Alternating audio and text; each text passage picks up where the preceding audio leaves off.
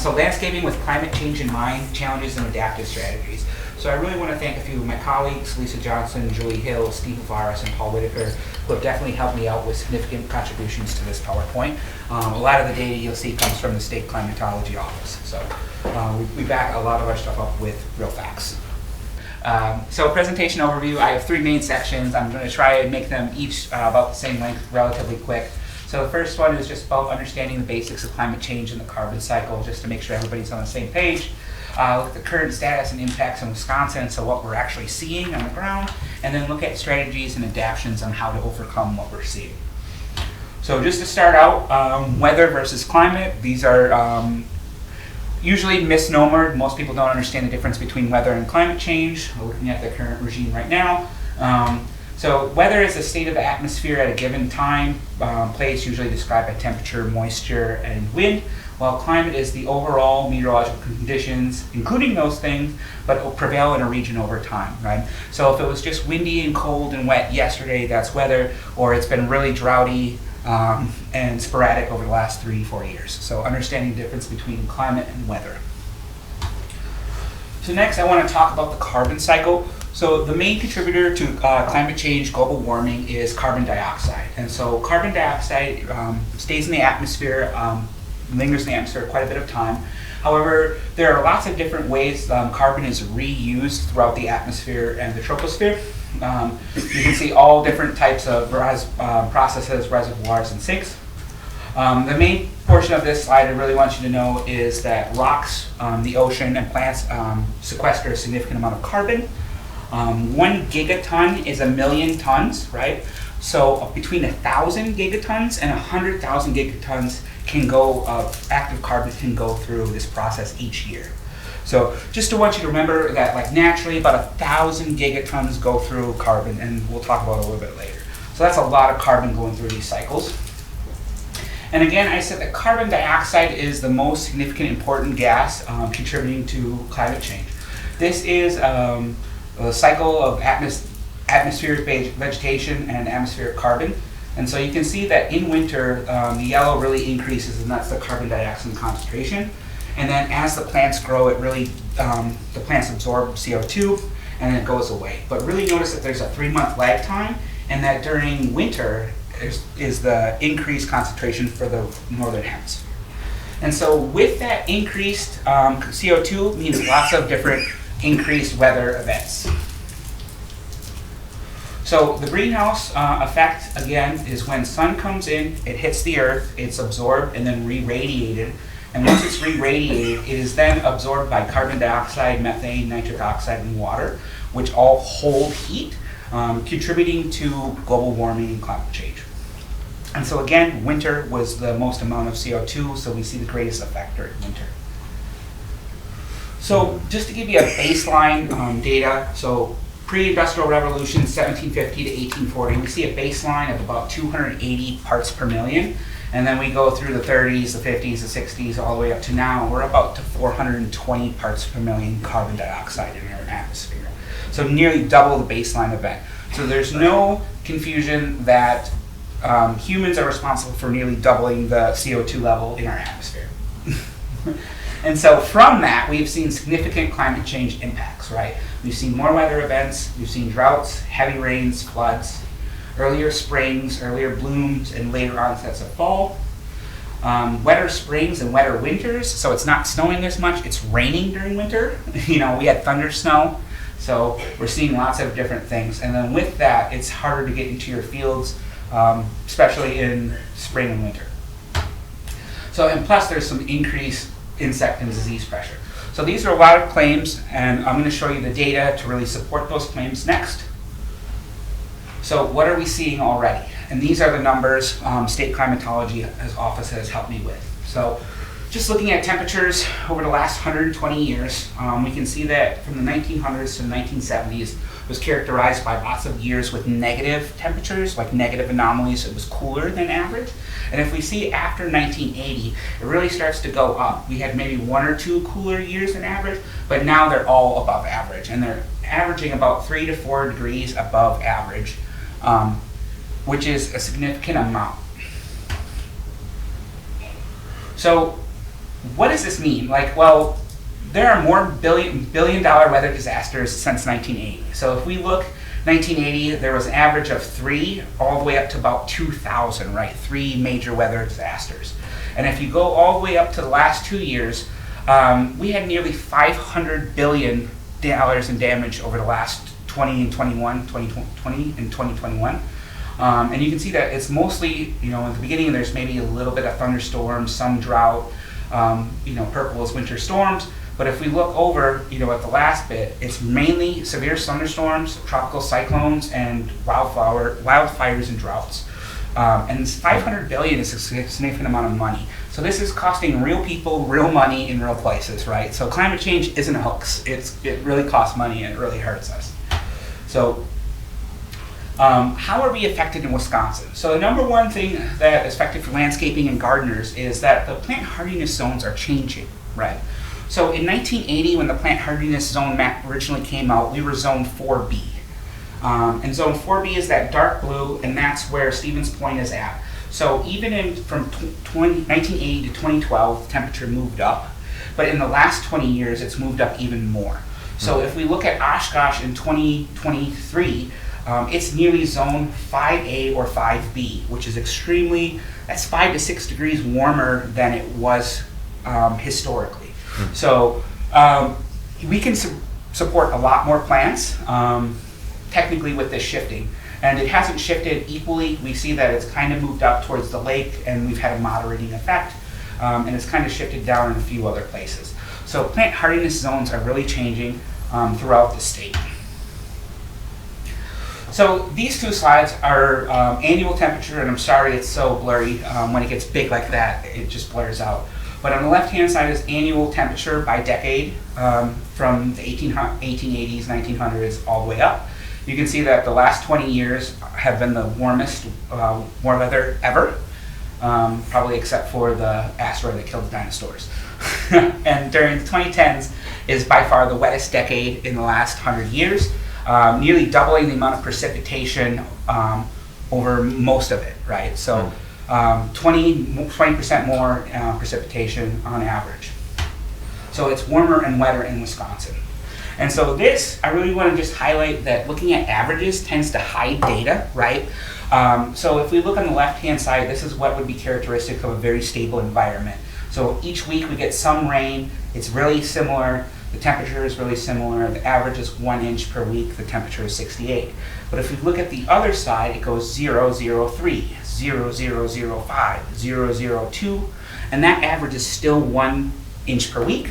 If we look at temperature, the temperature on the left varied 6 degrees between 65 and 71. The one on the right actually varied 20 degrees from 65 to 85, right? But the average temperature is still relatively the same at 69, right?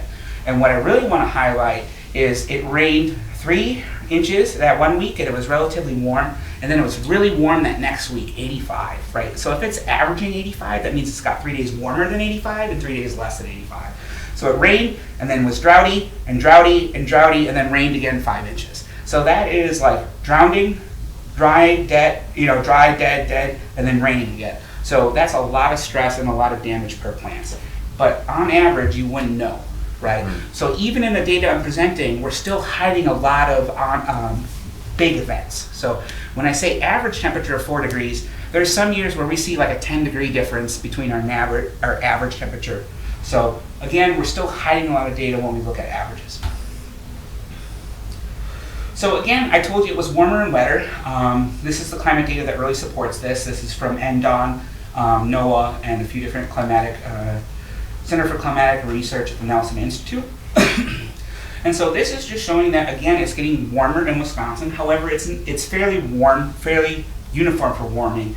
The southern portion seems to be warming a little bit less, versus the rest of Wisconsin is warming up more. And if we look at wet, again, 20% increase in precipitation, but it's mainly in the south and the south central portions of Wisconsin. So it's warmer and wetter, but not throughout the whole state. So it's warmer in every season. Again, 3 degrees on average since 1950. The last 2 decades have been the warmest. But however, the most warming, again, is in winter where that CO2 is, right? So understanding that where the most amount of CO2 is the most amount of climate change we're going to get. So I said it was wetter, so we're looking at the historical change, right? So again, we've seen precipitation increase about 20%, but it's been very variable throughout the state. We see that the north isn't getting as much as rain as we do, versus the southeastern part of Wisconsin is getting the most amount of change, or second most versus the western part. So it's also wetter during different seasons. Again, during the winter and spring, it's not evenly distributed. During winter and spring, it's much more wetter. During the summer, we can expect much more drought, especially in the north and the west. Versus, again, fall, it's a little bit more wet in the central portion of the state. So again, it's not evenly distributed. Oops, sorry, we'll finish this. It's not evenly distributed, and at different times of the year, it's wetter at different portions. So I really want to just cover this. Again, this is one thing that highlights the variability. So on average, if a 100 year means we have a 1% chance of having a storm each year, right? But if we look at the last 10 years, Wisconsin has had 21 100-year storms. Again,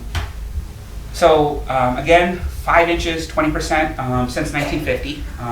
But Dane County had an event where they received 12 inches in one day. That's half of their yearly precipitation in one event, right? So that's a disastrous event. That's washing away lots of stuff, that's drowning things. So we're having, again, variable results. So summary of what we're seeing: warmer, longer, more warming at night, more warming during the winter. Precipitation is more, but again, during winter, spring, more large dumps and less average stuff, and more frequent drought periods. So it's going from wet to dry, with no stable point in between. So how does this affect landscapes, right? So we talked about basics, and now it's how does this affect landscapes and our ability to mitigate those? Well, number one is the impacts will follow the path of emissions we take, right? So I showed you that our historical parts per million were 420. If we do absolutely nothing, we're going to go up to 1,200. If we do everything right, we can kind of go back down to where we used to be, right? That's if we do everything right. But the severity will depend on our action in the next 10 years. So it can be really bad though. So just understanding that, and again, adaptive strategies should be really adapted to your local area, understanding that, again, my recommendations for Ashland is not going to be the same as here, right? They're a lot drier, have a lot less effective climate change versus us, who have much more extremes. So plan for wetter, drier conditions based on maps, and it's going to be unpredictable, both wet and dry spells. So the potential landscaping impacts. So we had all the issues with climate change, right? And then how it's actually going to affect gardeners, farmers, landscapers, right? So if there's more precipitation, it means it's going to take longer to get in there. You're not going to have as much plant growth. You're going to have compaction, and you're going to need shorter season varieties, right? If you have higher humidity, you're going to have many more fungal diseases. The higher nighttime temps mean plants grow less tall, which again can stress them out. More heavy rain, but you understand, the more problems we have, the more challenges for gardeners, and they directly correlate to real problems, right? So more vigorous weed growth means more weed management. I have to spend more on pesticides, more animals get killed, right? So all of these has significant impacts. So how do you, these are landscaping strategies, how do you plan for drought, right? What are some strategies you can use to mitigate drought? Well, the number one is use organic mulches. And number two is have a plan for watering. And this may include drip irrigation. So at Winnebago County, we got a grant last year, and so we're installing irrigation at our site this year. So you can come and learn about how to install drip irrigation at the extension, and so hopefully we'll have that up by April for the residents of Winnebago County. It's super easy to put up. Most kits are like $200 or $300, and it will save you a lot of time, energy, and resources, right? So drip irrigation, organic mulches are the number one. Number two is replace your lawns with either low mow or grasses or sedges. And I wanted to talk a little bit about the No Mow Made campaign. So For us, no-mow can have lots of unintended consequences. People letting their lawn grow and then they mow it all out and kills it. So for us, we don't do no-mow May. We just do mow high in May, June, and July. That's our campaign, and I can talk to you guys a little bit more about that. But mowing high is one of the #1 things you can do to reduce the impact for drought. The bigger your grass, the deeper the roots, the more water and less water it can handle. So the more variation it can handle. And so YouTube has a few really good videos if you want to learn about native sedges and how to use them, as well as Prairie Nursery has a lot of good resources as well. So more drought landscaping strategies is consider bee lawns, right? Pollinators are a very important part of the ecosystem. And this is one example, right? So they planted Agastache their entire front yard, right? And it's environmentally friendly, it's low mow, reduces fertilizer, it's extremely easy to use and provides lots of habitat for all insects, birds, spiders, lots of different things. So wonderful strategy and looks beautiful. So our last, well, there's 2 more strategies for drought, I think. So it's consider planting native plant beds or drought-resistant plants. So native or non-native, right? So prairie plants tend to have these deep roots which can go down 6 to 8 feet and have a penchant for being able to store water in the tuberous root systems. So planting things that are definitely resistant. Plant selection and placement will key, and we can talk a little bit more about this. Heat mitigation. So again, we talked about it's going to be warmer in summer, higher 90-degree days, more amount of them. So plant trees. Trees are #1 way to reduce your energy input if you plant them on the south of your house. If you're planting trees at parks, the shade can be about 10 to 15 degrees cooler on average than in the sun. So consider planting trees as one way to mitigate a lot of heat. So matching your tree to your type of soil. Here we got a lot of clay, so we really need to match it with stuff that is very tolerant of frost heaving and has really strong roots. Lots of apples, the calorie pear is good for that, but it becomes extremely weedy, right? So, but we really want to talk about diversity.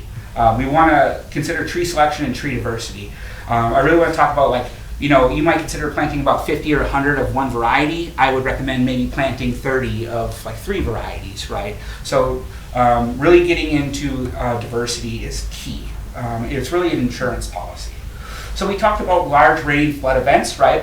So how do you plant for large rain events? Well, you can use berms, right? Berms are much higher, the water flows out of them, they can have drought resistant plants. You can also plant moisture loving plants on the berms as well and use them as a ground cover.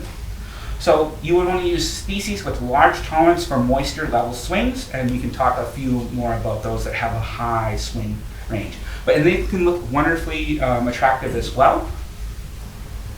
The next one is raised beds. So this is more for more gardening.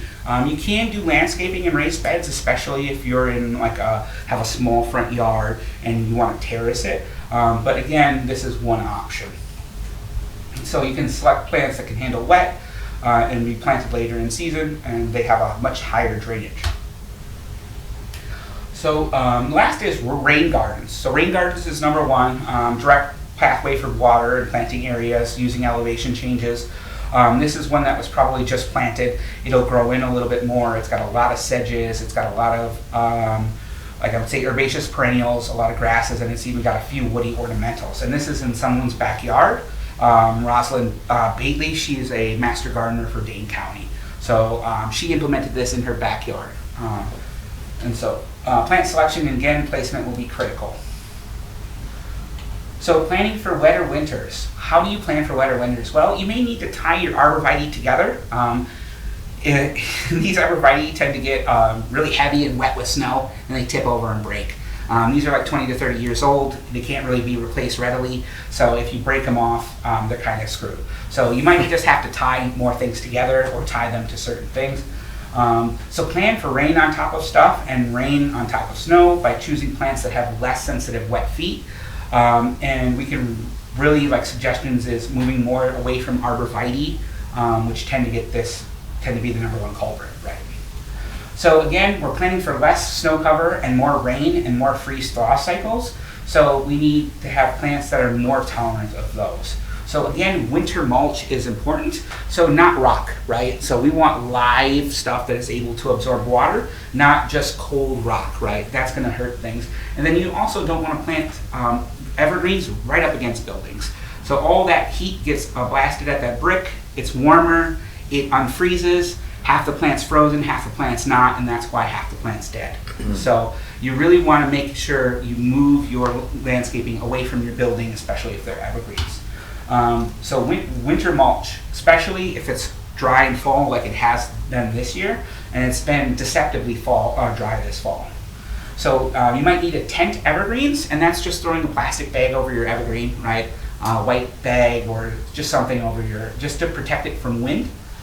And then if you do plant like stuff in pots, you might want to do a larger pot, right? The more soil mass, the easier it is to survive and the less frost heaving. So plant for late springs and early fall frosts. So stuff that is very hardy, not very like tender like heucherellas or tiarellas, stuff like that. Oops, did I miss? So less freeze thaw. Okay, so longer growing seasons and wetter springs. How do we grow for that? Well, you can choose later maturing varieties, especially if you're doing like herbaceous perennials, annuals, and stuff like that. You can go for longer growing varieties or day neutral varieties. Definitely you don't want to plant in waterlogged soils. The more waterlogged they are, the more setback they get, right? So if I just wait till Mother's Day and plant them in 60-degree warm soil, my plants will grow much better, right, than if I planted them like April 1st in the wet muck, right? So just understanding that even though you got them out early, they're more stunted and had a harder start life, which means that they have a harder end life than if you just waited to plant, right? So don't get in too early, and then plant selection and placement again is key. So more plants, more pressure, more disease. If you're planting susceptible varieties, don't, right? So understanding that this phlox gets disease no matter what. Like, just don't plant phlox, so, because it's not going to last. Like, why would you plant something that's just going to die anyway? So understanding that if it's disease susceptible, just don't plant it. And then use good cultural techniques, understanding that if it has disease, cut that disease out, right? So just using good landscaping strategies. And so we talked about selecting ornamental plants with a large temperature and moisture regime. And so one example would be little blue stem, right? And so we see little blue stem, that's what it looks like, Schizachyrum scoparium. We have quite a bit of it around here as a landscaping plant. Its natural range goes up from Maine all the way down to Arizona, right? So it goes from like zone 1 to zone 13. So it's extremely adaptable.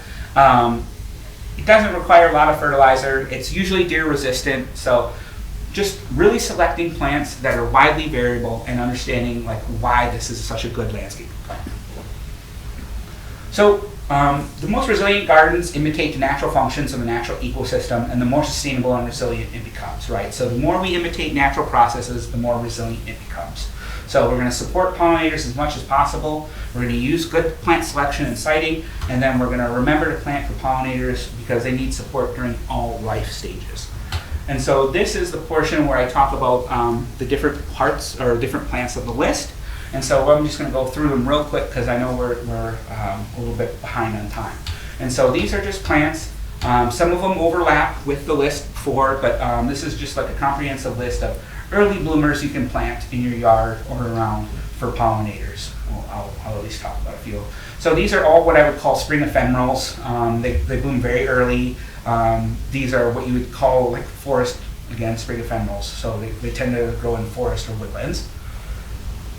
So the mid-season bloomers, we have the coneflowers, we have the milkweeds, we have the foxgloves, the liatris, and the mountain mints, which is Picanthamum virginium. It got a new name. And then we have like more of just the semi-natives, hyssop, Joe Pye weed, prairie clover, and wild lupines. With lupines, you have to be very careful. It needs to be the wild variety, not the cultivated variety. Cultivated variety is invasive and horrible and doesn't actually provide any pollinator benefits. So, culver's root, coreopsis, rattlesnake manister, lead plant, and flora. So these are all providing an abundance of pollinators and flora. And you can see that there's a few bees on there as well. So going into late season bloomers, we have their asters. So this is a lot of the Asteraceae family, New England aster, smooth aster. We have our goldenrods. We have showy, stiffy, and Canada. There's actually 7 native varieties of goldenrod. These are just the 3 most common. Then we have more, I would say, asters, the helianthemums, the cup plants, the compass plants, which are all, again, look like sunflowers. And then we get into grasses. We have big blue stem, little blue stem. We've got Indian grass, which is sorghum. And then we get into native shrubs. So shrubs also provide lots of habitat for birds, pollinators, and insects. So cranberry, buttonbush, and elderberry. Then we get into trees, and so these are kind of like a mix between like a small tree or a large bush and a small tree, right? And however you prune it is however it goes, right? So that redwood could be a bush somewhere, or it could be a tree. Same with the 9-bark and the corylus, the hazelnuts, right? So these are all providing lots of different pollinators and benefits, and are all still native. And then we have basswood, so Tilia americana. We have black cherry and eastern redbud. Or eastern red cedar, sorry. And so those are junipers. Again, look at all those wonderful flowers for pollinators as well. And then grasses, so little blue stem, prairie dropseed, Panicum virgatum, which is switchgrass. We have a fox sedge, and then this is yellow nut sedge. It's not labeled, but this is also a really good one. So those are my plant lists. This last little bit is really easy things you can do to reduce your carbon footprint. So fall cleanup, don't do it. If you need to use an electric leaf blower, use an electric one. So leaf blowers, any 2-stroke engine is about 100 times more pollutant than a car engine. So if you run your leaf blower, your weed whacker, or any 2-stroke engine, it's about equivalent of taking about a 200-mile car trip. So it's real simple, get an electric, right? Or don't do it. Save work, right? Consider leaving some leaves to breeze for pollinators. So lawn care, again, we talked about electrics, so often lighter. However, they don't have as much range. However, I have an electric and I don't have a problem mowing my 1 acre. The only thing I have a problem with is my neighbors love it because I can mow at 7 a.m. and not wake any of them up, but it doesn't have as much torque, so if I let my lawn grow longer, then it's a little bit harder to mow. But this is a really good option as well. They're relatively cheap. And they're really an easy way. And then another thing is reduce the size of your lawn. I don't need a full acre of lawn for my little house, but I have it and we're working to get rid of it next year. And then low-mow grasses. So synthetic fertilizers are another easy way, right? So when I pour regular fertilizers on, and so they can either volatilize into the air, they can run off with erosion, or they can leach, but only about 40 to 60% actually make it to the plant when I apply fertilizer. If I used a slow release fertilizer, 90% gets to the plant, right? So if you think 40 to 60, or depending on which number you use, 40 to 60, and obviously 60-40% of fertilizer is making it into the groundwater. So you can reduce that by 20 to 30% if you just use slow grow fertilizers, right? So that's another easy way to reduce your impact. If you're using synthetic fertilizer, try only applying twice, once around Labor Day, once around Memorial Day, and that's it, right? So if you have to use it only then. And then again, organic, slow release in vegetable gardens. So mulching, I said a little bit about mulch, but it prevents erosion, maintains soil moisture. You can use a living mulch. You can plant grasses as mulches, so you don't have to just do tree bark and stuff. I've seen people use tillage radishes and carrots as a mulch because they come by and they literally grind them up every year. You can use plastic mulch or biodegradable. We have a cardboard one that we lay down, and it dissolves over 3 or 4 years. We just take a hole and punch a hole in it and plant into it. So there are a few different, a compost blanket, that's what we kind of use, right? So it's coconut core and cardboard. So there are some other things, and then crop residues, right? So this is a picture of our compost pile right here at our garden. So yeah, you could just lay all of that, and that would be a great winter mulch as well. It doesn't look as good, but I mean, you're getting the benefits. So you can lead the way. Landscapes are part of natural ecosystems. They make direct observations and share your experiences, and then you can control your own actions and can educate others, right? So that's how we amplify our effect.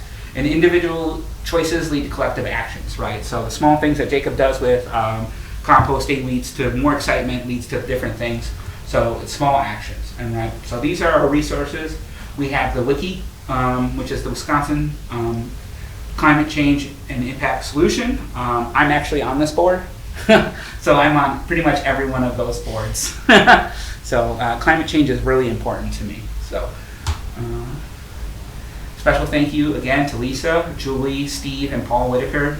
They provided a lot of information, a lot of practical knowledge to this presentation. And thank you. Again, this is my contact information. You can reach me 232-1976 or email at cluza@wisc.edu. The QR code will take you to our website as well.